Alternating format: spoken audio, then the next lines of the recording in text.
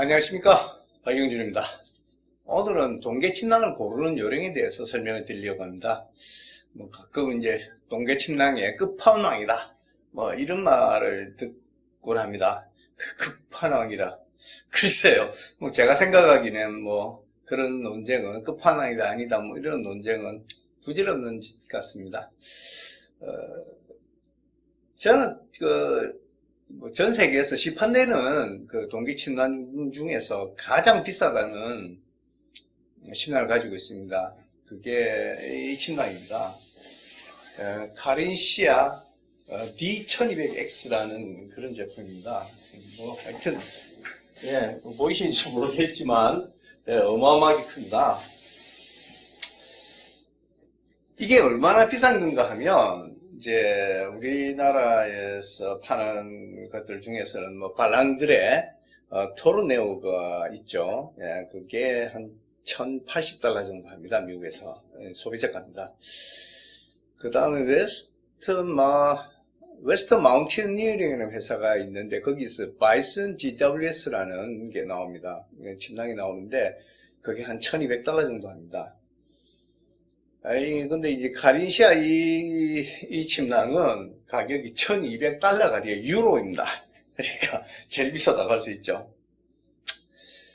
근데 이제 어쨌든 앞에서 말씀드린 이 세 개, 토르네오나 또는 바이슨이나 또는 D1200X나 이런 것들의 컴포트 리미트라는 내한온도가 있는데 그건 다 거의 동일합니다. 영하 40도 정도 됩니다. 근데 이 세 개가 이제 제일 비싼 것들에 속하는데 글쎄요, 그 중에 끝판왕이 어떤 건지는 글쎄요, 근데 제 경험에 비춰보면, 각 침낭마다 이제 단점이랄까? 약점이, 하나씩은 다 있습니다. 또 물론 장점도 있고요. 그래서 어떤 게 제일 좋다, 이렇게 단정적으로 말씀드리기는 어렵습니다. 그렇지만, 어쨌든, 이 침낭 모두는 다 뛰어난 보온 성능을 가지고 있는 건 사실입니다. 하지만 이제 문제는 이겁니다. 이런 침낭들이 과연 국내에서 캠핑을 하는데 또는 비박을 하는데 또는 야영을 하는데 여러 가지 이름을 걸리죠. 그때 필요할까요? 원래 이런 침낭들은 에베레스트 같은 또는 8000m급의 높은 고도를 오르거나 또는 극지 탐험 같은 데 사용되는 그런 침낭들입니다. 어쩌면 국내에서는 이게 이제 오버 스펙일 수도 있는 거죠, 사실은. 왜냐하면 국내에서는 영하 40도 이하로, 영하 40도 정도로 내려가는 그런 날이 없습니다. 최근에 한 몇 년 전에 지리산에서 밤에 영하 20도 정도 내려가는 거는 경험을 해본 적이 있어요. 근데 영하 40도는 우리나라에서는 경험해 볼 수 없는 이제 온도죠. 그래서 오버스펙이라고 하면 굳이 이 비싼 것을 살 필요가 없는 거 아닌가 하는 그런 생각이 들고, 또 무조건 비싼 침낭이 좋다 이런 것도 별로 의미가 없습니다. 비싼 게 좋으면 그게 당연하지. 만약 비싼 게 나쁘다 그러면 그건 팔리지도 않을 거 아니겠어요? 비싸게 좋기는 합니다. 근데 이제 어떤 면에서 좋으냐는 거는 이제 차후에 제가 또 설명을 드리도록 하겠습니다. 근데 이제 제일 중요한 거는 동계 침낭을 고르는 요령 중에서 제일 중요한 거는 어떤 동계 침낭이 나한테 적합한 것이냐는 것입니다. 어떤 게 가장 필요한 것이냐는 것이고, 내가 필요한 거를 사야 되지 않겠습니까? 그래서 첫 번째는 침낭의 용도를 생각해 봐야 됩니다. 내가 이 침낭을 가지고 또는 침낭을 어떤 용도로 쓸 침낭을 살 것인가. 오토 캠핑 하는데 필파워 850짜리 이런 게 이제 850이 넘는 것들입니다. 발랑드레 토르도 850짜리고 그런데 그렇게 해서 거의 털이 120g, 130g, 120g이 1200g이네요. 1.2kg. 1200g, 1300g 들어가는 걸 살 필요는 없는 거죠. 오토캐픽한데 그런 게 왜 필요합니까? 그냥 두툼하기만 하면 됩니다. 예. 왜냐하면 침낭을 지고 다닐 게 아니지 않습니까? 차에 싣고 다니지 않습니까? 그러니까 침낭이 가벼울 필요가 없어요. 그러니까 높은 필파워를 가지고 비싸고 이런 거를 살 필요가 없는 거죠. 애초에. 또 이제 뭐 무게 제한이 전혀 없지 않습니까? 그러니까 차에다가 뭐 화목 난로부터 시작해서 뭐 각종 난방기구들을 실어서 다닐 수 있지 않습니까? 그러면 내한온도가 엄청 낮은 이런 침낭을 구입하실 필요가 없는 겁니다. 그 다음에 이제 캠핑장에서 야영을 하는 경우도 캠핑장은 대부분 다 뭐 아시는 바와 같이 뭐 캠핑장이라는 곳은 다 차가 들어가지 않습니까? 대부분. 그러니까 침낭이 좀 무겁다고 그래서 크게 불편하거나 뭐 힘이 드는 그런 일은 없습니다. 침낭의 무게에 대해서 신경 쓸 필요가 없는 거죠. 근데 이렇게 따뜻하고 이제 뭐 가볍고 패킹 사이즈도 작고 비싼 이런 침낭이 필요한 그런 경우가 있습니다. 그게 이제 장거리 여러 날에 걸쳐서 걷는 장거리 이제 백패킹을 하거나 그 다음에 이제 고산에 올라가는 그런 경우가 이제 이런 그 고사양의 침낭이 필요한 경우입니다.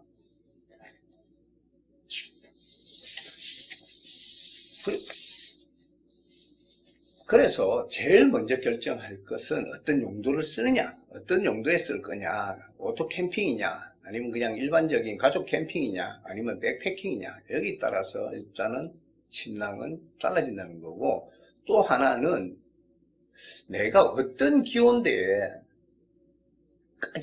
내가 캠핑을 할 거냐. 예를 들자면 나는 이럴 수 있죠. 나는 영하 18도 이럴 때 그 밑으로 내려가면 나는 캠핑을 안 해. 너무 추워서. 뭐 그럴 수 있지 않겠습니까? 또 어떤 사람은 아니야 나는 극지 원정을 가니까 영하 40도까지 견디는 최고급 침낭이 필요해. 뭐 이럴 수도 있는 겁니다. 그래서 내가 어떤 기온대에서 최저 기온까지 내가 캠핑을 할 것이냐를 사전에 결정하셔야 됩니다. 그러고 난 다음에 침낭의 내한온도를 결정하는 겁니다. 각 침낭 메이커마다 이제 내한온도를 표시합니다. 그런데 여기에 말썽이 많습니다. 논란이 많아요. 뭐 그 정도 추운 데서 내가 써보니까 그 침낭이 견디지 못하더라. 뭐 이런 논란들이 있습니다.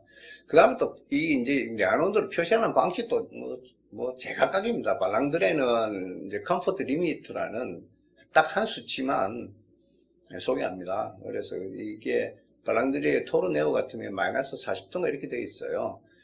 아까 소개해드렸던 그 웨스턴 마운티니어링의 그 바이슨 GWS는 그냥 템퍼러처 웨이팅이라고 되어 있어요. 자기 마음대로 정한 겁니다. 그래서 그것도 마이너스 40도로 표시되어 있습니다. 이렇게 중구난방이니까 표시 방식이, 그리고 소비자들이 믿을 수 없지 않습니까? 이제 그래서 등장한 게 EN 13537 EN13537이라는 테스트 방식입니다. 이게 이제 유럽에서 EN이라는 건 유로피안 노음입니다. 그렇게 쉽게 말하면 유럽 기준이라는 뜻이죠. 이 측정 방식을 통해서 이제 측정 수치를 표시하는 침낭들이 이제 많아졌습니다. 제가 지금 조금 전에 보여드렸던 이 침낭에 표시된 그 EN 테스트 수치입니다. 첫 번째가 Comfort F라고 되어 있습니다. 이 Comfort F는 여성이 옷을 다 입고 침낭에 들어가서 춥지 않을 온도를 의미합니다. 따뜻하다는 게 아니고 춥지 않은 겁니다. 그 다음에 이제 그 밑에 있는 수치가 컴포트 리미트 M 또는 뭐 컴포트 리미트라고 하는데, 요게 남성이 침낭 안에 들어가서 옷을 다 입고 침낭 안에 들어가서 춥지 않는 정도의 온도입니다. 그 다음에 익스트림 리미트라는 것이 제일 마지막에 있는데, 이거는 사실은 거의 의미가 없습니다. 우리 같은 사람에게는. 이거는 뭐냐 하면, 옷도 다 입고, 그냥 뭐, 의무복이래. 패딩 다 껴입고, 안에 들어가서, 침낭 안에 들어가서 부들부들 떨면서 죽지 않을 정도의 온도라는 뜻입니다. 근데 여기서 이제 주의해 보셔야 될 점은, 특히 여성분들은 주의해 보실 점이 뭐냐 하면, 여성의 내한 온도가 거기에 해당하는 수치가 있지 않습니까? 여기 보시면. 그 남성보다 지금 높습니다. 이거는 이유가 있습니다. 첫 번째, 여성들이 의외로 남성보다 추위를 많이 탑니다. 첫 번째. 두 번째는, 여성들이 남성보다 근육량이 작습니다.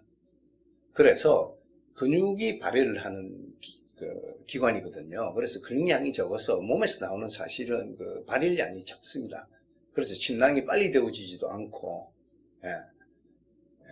똑같은 침낭이라도 남자는 들어갔을 때 별로 춥지 않은데 여자는 추위를 느끼고 그렇게 되는 겁니다. 그래서 그 차이를 두는 겁니다. 보통 이제 뭐 3계절용 침낭 같으면 한 5도, 6도 정도 차이가 나요. 남자들하고 여자들하고 그 내한 온도가. 그리고 이렇게 이제 동교형 같은 건 한 10도 정도 차이가 납니다. 그래서 여성들은 이 침낭을 고르실 때 그냥 컴포트 리미터라고 되어 있는 그 중간에 있는 수치 하나 있지 않습니까? 그걸 고려하시는 게 아니라 거기서 어느 정도를 가감을 하셔야 됩니다. 그렇게 고려를 하셔가지고 예를 들자면 뭐 컴포트 리미터가 20도라 그러면 마이너스 20도라 그러면 컴포트 리미터는 마이너스 25도나 마이너스 뭐 한 30도 정도를 구입하시는 게 안전합니다.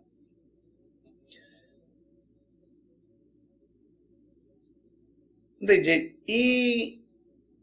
EN13537 이 테스트 결과를 요새는 뭐 많은 그 침낭 메이커들이 이걸 이제 표시하고 있습니다. 근데 아시다시피 침낭 메이커들은 좀 뻥이 있습니다. 뻥이 있어서 그다지 그 수치마저도 신뢰가 완전히 100% 가는 건 아니지만은 뭐 유명 침낭 업체에서 표시하는 것들은 뭐 어느 정도 신뢰를 하셔도 되고, 또 그렇지 않은 업체에서 이제 표시하는 거는 신뢰는 크게 가지 않지만은 뭐 그런 점을 감안하고 침낭을 고르시면 되는 겁니다. 그래서 먼저 자신이 캠핑을 할 최저 기온대가 어딘가로 정하신 다음에 거기에 상응하는 내한 온도를 가지는 상응하는 내한 온도를 가지는 침낭을 고르시면 되는 겁니다. 내한 온도는 거의 대부분 다 표시되어 있습니다. 그래서 그걸 고르시면 되는데, 예를 들면 이렇습니다. 내가 이제 캠핑을 이제 한 최저 기온이 영하 한 15도 정도 되는 것 같다. 뭐 그 이하로 기온이 내려가면 나는 뭐 캠핑 가기 싫어. 그러면 영하 15도를 먼저 세팅을 하시는 거예요. 그 다음에 이 침낭 회사들이 약간 뻥들이 있고 하니까 조금 안전하게 뭐 영하 20도까지 견디는 그런 내한 온도를 가지는 침낭을 선택하시면 됩니다. 그런데 이제 이렇게 침낭을 골랐는데도 춥다, 이럴 수 있습니다. 그러시면 이제 대부분 다 침낭 메이커를 욕을 하죠. 이것들이 구라다, 뭐 가짜다, 사기다, 형편없는 놈들이다. 그런데 그렇지 않습니다. 침낭만큼 매트리스가 중요합니다. 침낭과 매트리스는 다 단열재거든요. 그래서 이 부분에 관한 침낭과 매트리스의 관계, 또 특히 이제 매트리스를 어떻게 동계에는 사용해야 되느냐 하는 거는 제 바로 이전 그 유튜브 동영상에 잘 설명되어 있습니다. 그래서 그걸 찾아보시면 됩니다. 그러면 이제 그러니까 처음에는 용도, 그 다음에 내가 캠핑할 최저기온, 그 다음을 정한 다음에 이제 거기에 맞는 내한 온도를 가지는 침낭을 고르라고 말씀드렸습니다. 그 다음에 또 이제 세세하게 보셔야 되는 부분들이 있습니다. 첫 번째는 이제 휠파워입니다. 다들 이제 착각하는 게 휠파워가 높으면 뭐 좋은 침낭이다 이렇게 하는데 반드시 그런 건 아니고요. 휠파워가 높아지면 조금, 그러니까 거위털을 조금 이제 적게 넣더라도 따뜻해집니다. 다시 말씀드리면 침낭이 같은 내연온도라 그러면 필파워가 높을수록 침낭은 가벼워집니다. 그리고 가벼워지고 또 패킹 사이즈가 작아집니다. 근데 패킹 사이즈나 또는 뭐 무게에 크게 신경을 안 쓰신다 그러면 필파워는 그렇게 큰 고려사항은 아닙니다. 필파워를 이제 뭐 어떻게 찾느냐 하면 필파워는 그냥 영어로 필파워인데 FP로 표시되기도 하고 가끔은 CUIN, 큐빅 인치라 그럽니다. 이걸로 표시되기도 해요. 근데 큐빅 인치로 표시된 수치가 조금 더 부푼니다. 다시 말씀드리면 설명하면 만약 큐빅 인치로 750 정도 된다 그러면 FP 또 필파워로 표시될 때는 그게 아마 800 정도에 상당합니다. 750 큐빅 인치는 800 FP다. 이 정도로 생각하시면 됩니다. 그래서 조금 더 이제 큐빅 인치가 높습니다. 부푸는 게 조금 더 됩니다. 그 정도로 이해하시면 되고, 사실은 뭐 필파워는 사실 침낭을 고르는 데서 절대적인, 그러니까 예를 들자면 뭐 고산을 간다든지 또는 장거리 4박 5일 또는 그 이상 되는 탐험을 한다든지 이런 경우는 무게가 중요하니까 필파워가 중요하지만 그렇지 않다 그러면 필파워가 아주 중요한 팩터는 아닙니다. 그 다음에 침낭을 이게 고르실 때 다음에 이제 길이하고 침낭의 폭을 좀 살피셔야 됩니다. 이게 이제 어깨가 딱 벌어지고 이러신 분들이 이제 폭이 좁은 데 들어가면 뒤척일 때 굉장히 불편합니다. 안에서 이제 또 자다 보면 오른쪽으로 뒤척이기도 하고 왼쪽으로 뒤척이기도 하고 뭐 그러지 않습니까? 그래서 좀 불편합니다. 그래서 이제 자기 어깨 사이즈와 잘 맞는지 확인하셔야 됩니다. 두 번째는 침낭의 길이입니다. 침낭이 이제 길이가 그것도 표기 방법이 여러 가지예요. 미디엄, 라지, 스몰 이렇게 표기하는 데도 있고 또는 롱, 숏, 레귤러 이렇게 표기하는 데도 있는데 어쨌든 스펙을 보시면 그 길이가 나옵니다. 침낭의 길이 중에서도 내측 길이가 중요합니다. 침낭의 안쪽의 길이가. 그런데 이게 이제 자기 신장보다 작으면 머리가 다 튀어나오지 않습니까? 목도 튀어나오고 그럼 춥지 않습니까? 그리고 들어가 잘 수도 없습니다. 그래서 일단은 자기 신장보다는 커야 됩니다. 그런데 이게 너무 크면 또 곤란합니다. 너무 크면 발 밑에 공간이 많이 남습니다. 이러면 춥습니다. 왜 그러냐면 원래 발은 이제 발열을 좀 적게 하는 신체 부위이기도 해요. 그 다음에 뭐냐면 이제 발열을 하더라도 그 공간이 넓기 때문에 그 공간을 다 덮이는데 시간이 많이 걸립니다. 일단 데펴지고 나면 발도 따뜻해질 수 있는데 그 이전까지는 상당히 긴 시간 또 그 부분이 덮여져야 되기 때문에 발이 시릴 수 있습니다. 오랫동안. 그래서 이런 경우는 이제 발 쪽에다가 날진 물통에 따뜻한 물을 넣어서 그 안에 던져둔다든지 핫팩을 던져주면 좀 개선이 됩니다. 그 다음에 또 하나는 이제 이런 거죠. 뭐냐면 그렇게 이제 면적이 넓어지면 부피도 커지고 넓어지지 않습니까? 그러면 이제 표면적이 넓어져서 열 손실이 또 커집니다. 그래서 너무 큰 침낭은 자기 몸에 비해서 너무 큰 침낭은 선택하시면 약간 불편할 수 있습니다. 그 다음에 훅박스가 중요합니다.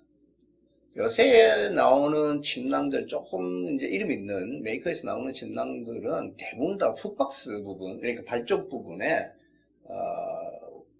거위털을 더 많이 넣는다든지 해서 이렇게 부풀려 놓습니다. 발이 이제 발열을 좀 적게 하기 때문에 그렇거든요. 그래서 그 부분이 이제 그런 식으로 설계되어 있는지 하는 걸 좀 살피셔야 합니다. 그 다음에 이건 아주 전문적인 건데, 매풀 구조도 약간 영향을 미칩니다. 보통 이제 매풀 구조라 그러면 여러 가지가 있는데, 그 중에 이제 동기 침낭에는 스티치 트루 방식은 쓰지 않습니다. 이거 한번 보시죠. 이게 스티치 트루 방식입니다. 근데 이거는 이제 봉제선이 있지 않습니까? 이렇게 줄어드는 부분. 거기다가 콜드 스팟입니다. 전부 다. 그래서 이 방식으로는 동기의 침낭을 만들지 않습니다. 이런 방식은 주로 이제 경량 쉐딩 하고, 그 다음에 하계용, 침낭 이런 데서 이제 이런 방식을 사용합니다. 간단하게 소개를 이제 드리면, 이제 아까 말씀드린 스티치 스루 방식 이외에도 이제 박스월, 트라피조이드, 뭐 V튜브 뭐 이런 방식들이 쭉 있습니다. 이건 뭐냐면 다들 이제 이렇게 그 콜드 스팟을 없애기 위해서 이런 방식을 쓰는 겁니다. 이 카렌시아 침낭은 트라피조이드 방식을 써요. 예, 그 다음에 웨스트 마운티닝에서 일부분 이제 사이드 쪽에는 이 그 V튜브 방식을 쓰고 있습니다. 그리고 대부분 이제 동계 침낭은 다 이제 박스월이라 그러죠. 또는 H 뭐라고 뭐 타입이라고도 하는데 뭐 그런 방식을 다 씁니다. 그래서 동계 침낭에서 뭐 특별하게 배풀 구조 때문에 더 추워진다 이런 거는 잘 없습니다. 그 다음에 이제 또 살펴야 될 게 사실 지퍼입니다. 지퍼가 두 가지 측면에 중요합니다.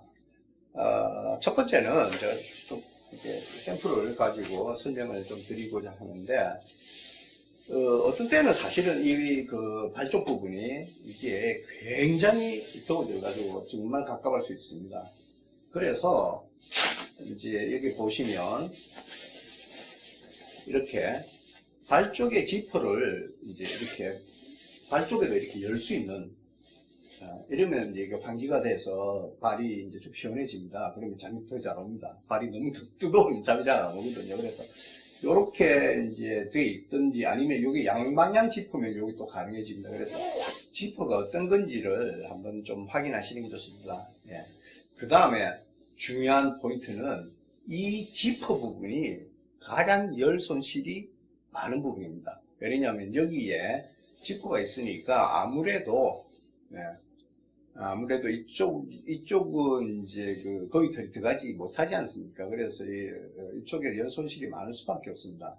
그래서 이런 이제 보시면 이런 덮개가 있으면 조금 낫습니다. 덮개 방식으로 되어 있는 것도 있고, 이것은 이제 덮개도 있고 안에 요런 배풀이 하나 더 있습니다. 그래서 그 지퍼 밑을 이렇게 덮게 되어 있습니다. 안쪽에서. 그러면 이쪽으로 연소질이 적겠죠. 그래서 이런 것들이 이런 장치들이 구비되어 있는지를 한번 살펴보셔야 합니다. 만약 없으면 이제 지퍼 부분이 상당히 추울 수 있습니다. 예. 그 다음에 이제 모칼라입니다. 이걸 기준으로 보시면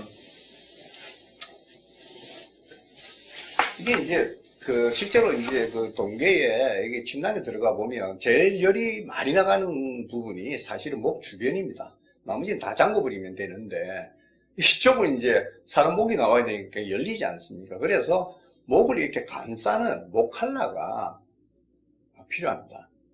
실제로 목칼라를 하면 훨씬 따뜻합니다. 이쪽에 그 열 손실이 적어지기 때문에.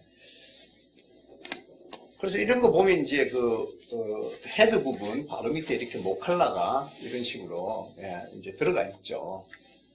그래서 요걸 이제 이렇게 감싸게 되면 목 주위를 주무실 때 이게 좀 불편하긴 합니다. 왜냐면 뭐 이렇게 목칼라하고 옆으로 돌기 좀 힘들어서 그런데 이걸 하면 열 손실은 굉장히 줄어듭니다. 이거를 모칼라를 제일 정교하게 만드는 회사가 발랑드레 같아요. 발랑드레는 정말 모칼라 정교하게 잘 만들더라고요. 그 요약하면 이렇습니다. 결론입니다. 요약하면 먼저 용도, 그 다음에 사용할 기온대를 결정해야 하는 겁니다.